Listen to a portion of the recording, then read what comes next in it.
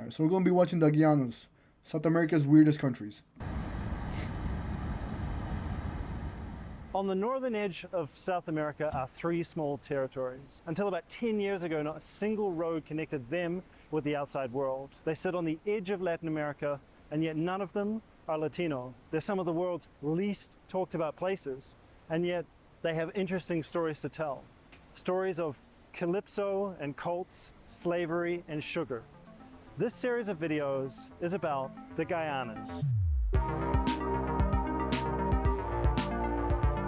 Damn.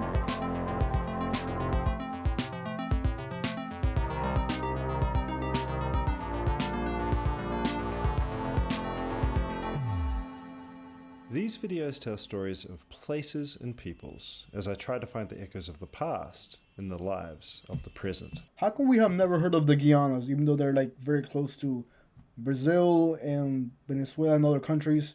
Why are they like the most irrelevant places on Earth? Because I honestly cannot name one of them. They all have different names. I think they all speak French, but at the same time I can't tell which one's which. This is going to be a story about the Guianas, perched on the top of South America.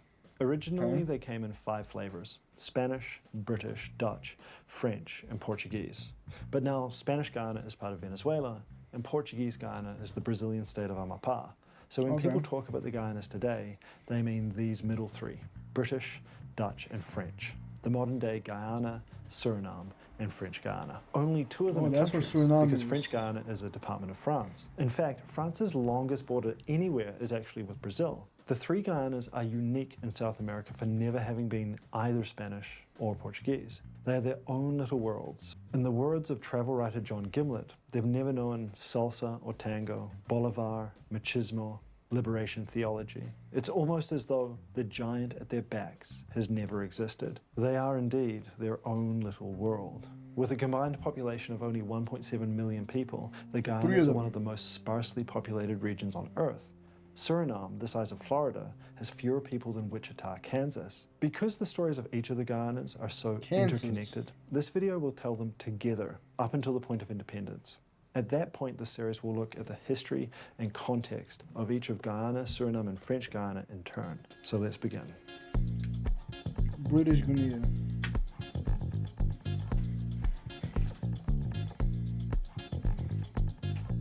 In most of the Guyanas, the population is almost entirely concentrated on the coast, in 3 towns: Georgetown, Paramaribo, and Cayenne, each sitting on a major river mouth. 9 out of 10 inhabitants of the Guyanas live in this 10-mile strip along the coast. The region known as the Guyanas consists of what is called the Guyana Shield. Where the rivers run south into the Amazon, that's the Amazon Basin. Where they run to the Atlantic, that's the Guyana Shield. Its name comes from an Amerindian word meaning land of many waters, and that is spot on. The biggest rivers have mouths wide enough to contain the island of Barbados, but unlike many of the world's other great rivers, and make no mistake about it, these are great rivers. God damn, that's huge. There are as much obstacles as highways. The rivers of the Guyanas don't allow shipping due to rapids. The only vessels that can go very far up them are canoes small enough that you can drag them across land. So the water has for the longest time sealed any interior communities off from the world, and therefore limited development. Without an airplane, it can take up to 4 weeks to get into the interior. All roads stick to the coast, and throughout the Guyanas, there isn't even a single natural harbor. It has not historically been a recipe for economic flourishing. Huge tracts of the Guyana Shield are only vaguely described, and each year, when scientists can penetrate it, they yield new species. The Guyanas have the biggest ants in the world and the biggest freshwater fish. They have jaguars. Ants can get that big. I did not know that ants could get that big. An ant the size of your palm. Dude, imagine a bullet ant the size of a palm. How much damage could they fucking do? Stingrays, electric eels, and swarms of bugs ready to drink your blood. It's either an ecological paradise or a tropical hell, a land that humans have never really possessed. It starts with the muddy coastline, which gives way to swamps, then the thick rainforest. These are bound to the south by the Acarai and Tumucumac mountains, which define the rim of the Amazon basin. In the Guyana highlands, there are sandstone tabletop mountains called tepuis. Because of their steep Tepuis. sides, the tops of many of these are completely separated from the jungle below, and are ecological islands, having evolved their own unique plant and animal species. They are also the source of the world's highest waterfalls, such as Angel Falls in Venezuela. Damn, that was And it cool. was to visit one of these that I got up early one morning in Georgetown, Guyana. I've heard of Niagara Falls, but like I thought that was the biggest waterfalls that were in the world. That's why they were like very famous. Niagara Falls. I don't know where the water comes from, first of all. But now I'm actually curious to see like the comparison of the one in Venezuela to the one in Buffalo, I think it is. To take a plane to the mighty Kaieteur Falls.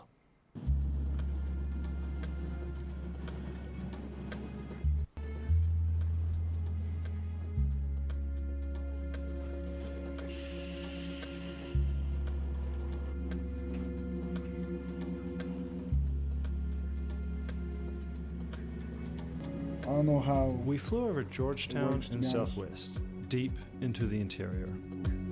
Why would you go there? I mean, it would be cool to be like one of the first to go there, but still, I don't think it would be a smart decision knowing that it's so unexplored. Like, look at that. You're pretty much going into the rainforest of the Amazons. It's probably not the best idea to go there, knowing that very little of the population lives there. Because most of them live on the like Georgetowns or the coastlines. It is very unlikely to find anybody that will help you out in the jungle. And if they do, they might try to eat you, to be honest. Throughout the Guyanas, both regulated and unregulated gold mining is a serious problem. The work for much of it done by illegal migrants from Venezuela and Brazil, working in the shadows. The flight from Guyana's capital to its flagship tourist destination reveals mine after mine, scarring the forest. There's the mines.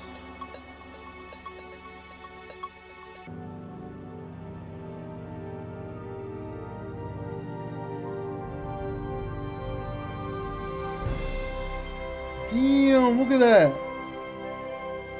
That's so cool. Why does the water look red? Orange. Is that normal? God damn.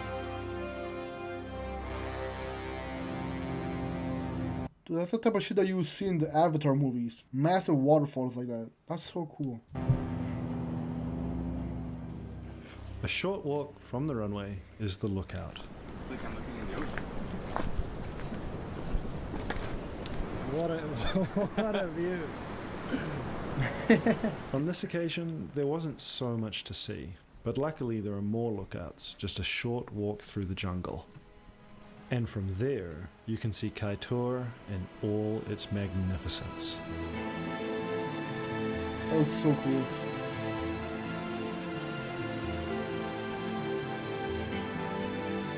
That's beautiful, actually. That looks majestic. Every minute, 24 Olympic-sized swimming pools of water fall 27 stories in height. 27 Olympic-sized pools fall in 1 minute. I'm very curious what it sounds like in person when all the water just splashes down from that height. Probably can't even hear anything. A river almost as large as the Thames slides through the jungle and into midair That's to so fall cool. 226 meters and run down a valley more enchanting 226 than meters. any I have ever seen.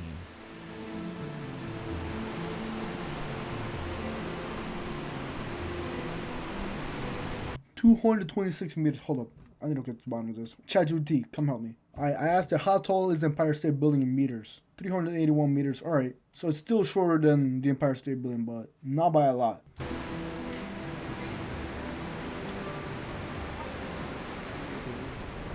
In this stunning physical beauty, the Guyanas collided with colonialism. Out of the jungle, the Europeans carved these little demographic experiments that became what the Guyanas are today. In the next part of this video, we will look at the people's history of the Guyanas. That's so cool. Ze arbeid belasten.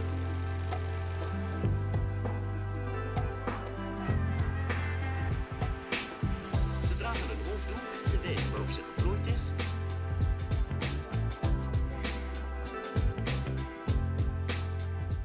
In telling the indigenous history of South America before Europeans arrived, Nothing is certain due to a lack of written and even archaeological sources.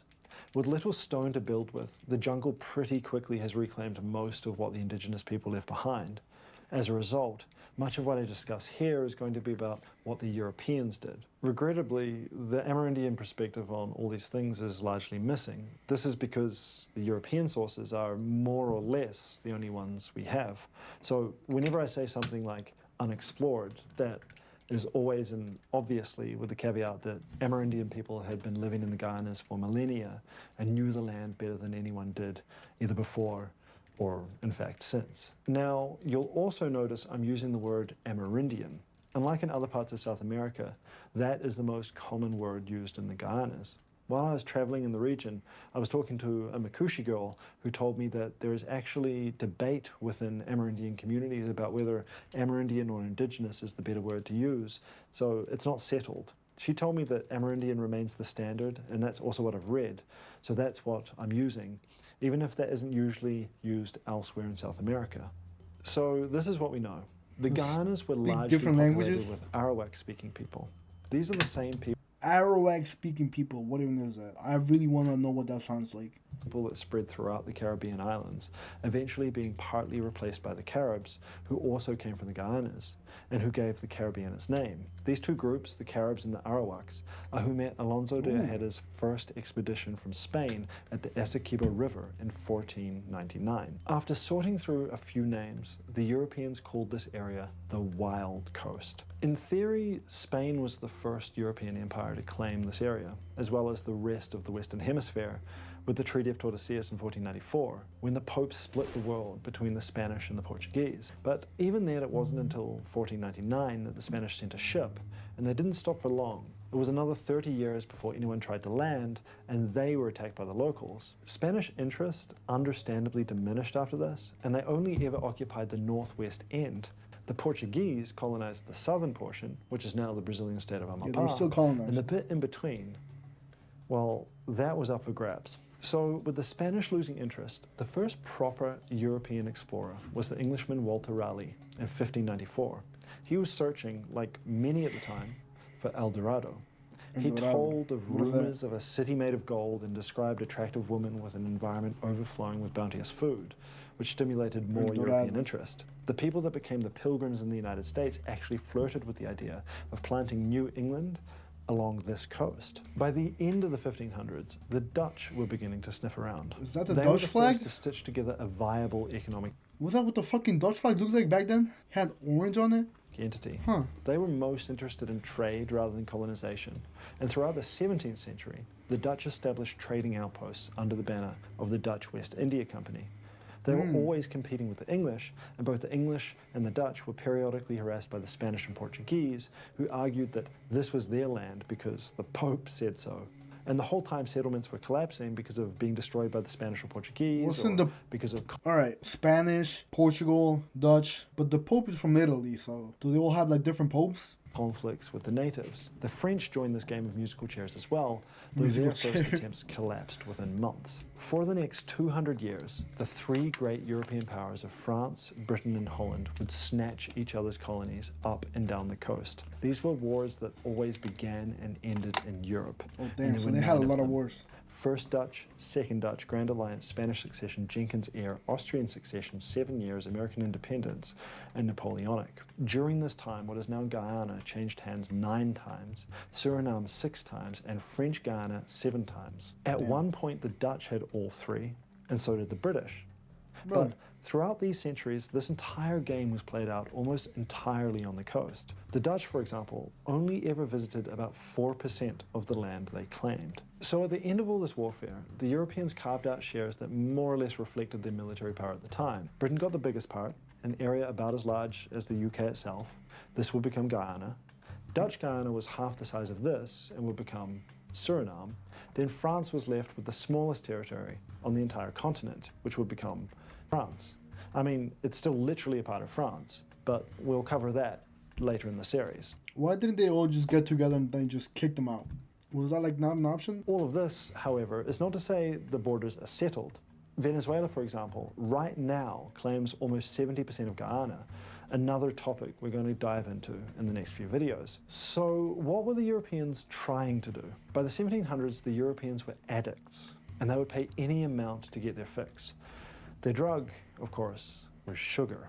An investor in sugar could double his capital in less than 3 years, and sugar from the Guyanas created millionaires in Bristol and Amsterdam. The Guyanas became the archetypal plantation colonies. Sugar dominated the economy of the Guyanas for over 300 years, creating they a have a lot of ruling sugar. class known as the plantocracy.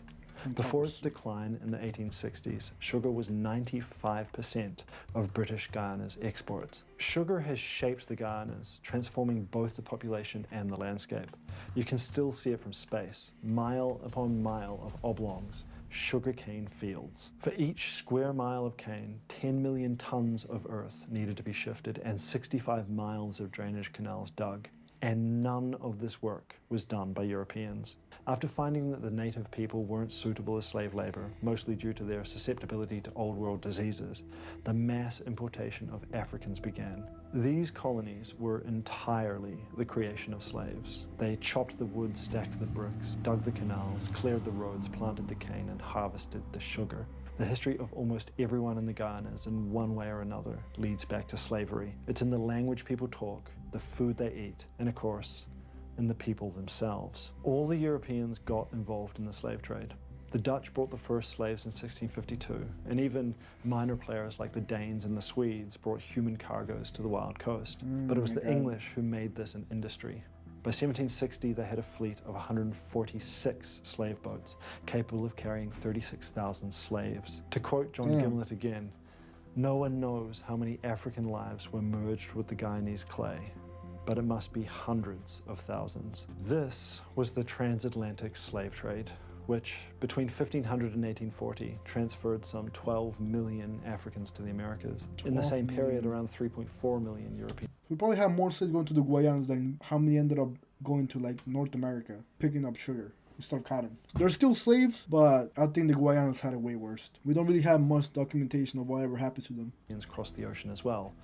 In other words, for the first 3 centuries of European colonization of the Western Hemisphere, for every European that came to the Americas, 3 Africans made the same journey. The crowds on the streets of this new America were African crowds. The farmers were African farmers. Until the later mass migrations of Europeans at the end of the 19th century, demographically speaking, the colonization of the Americas was an extension of Africa into the Western Hemisphere. And nowhere was this truer than in the Guyanas. The slaves were given new names, erasing their history, and they learnt the languages of their masters, usually English. Throughout Guyana and Suriname, the most widely spoken languages today are Creoles. Guyanese Creole in Guyana and Sranan-Tongo in Suriname. There are also the languages of the Maroon communities in Suriname and French Guiana, like Saramaccan, Ndiuka, Matawai, and Quinti. Dude, that is so many languages for a single country. Ndiuka, Paramaka, Aluku, Matawai, Quinti, and Salamanca. And what looks to be a very weird map of just rivers and a very small population. Based on English, though with substantial injections of African, Amerindian, and other languages. One of them, Ndiuka, even has its own script. And today's people of African descent... What? Hold up. Let me see that. Ndiuka even has its own script. What am I looking at? It kind of looks Russian, to be honest. I'm actually very curious what they're trying to say. I like that this little one over here. This one right here. It kind of looks like a little helicopter. I like it. And today's people of African descent are themselves divided into Creoles, who are mostly located along the coast, and Maroons, who are descendants of people who escaped slavery and settled in the interior regions, self-sufficient and beyond the reach of Europeans for literal centuries. In Suriname, almost 1 in 6 people are descended from Maroons or runaway slaves. For 200 years, they lived completely separately in the interior, speaking their own languages and practicing their own religions. In fact, in some ways, there was as much or more African culture in the jungles of the Guyanas as there was in parts of Africa. Theirs is a fascinating story, which we will delve into in the Suriname videos. Chattel slavery made slaves anonymous. They were something to be bought and sold in stores, entirely based on their physical characteristics. And the slave owners that ultimately owned them, for the most part, never even set eyes on them. They were thousands of miles away, safe from the disease and the heat, getting rich in London or Paris or Amsterdam. From 1652 until 1870, when the Dutch finally ended it in their colony, slavery defined the Guyanas. Meanwhile, as their lands were invaded by people from other continents, the Amerindians were forced back into the hinterland. Now they make up only about 3% of the population of the three Guyanas. However, even they played their part in the slave trade, respected for their skill in tracking down runaways and taking a place in the colonial hierarchy, just below the whites. And then, into this story, we have another group of people.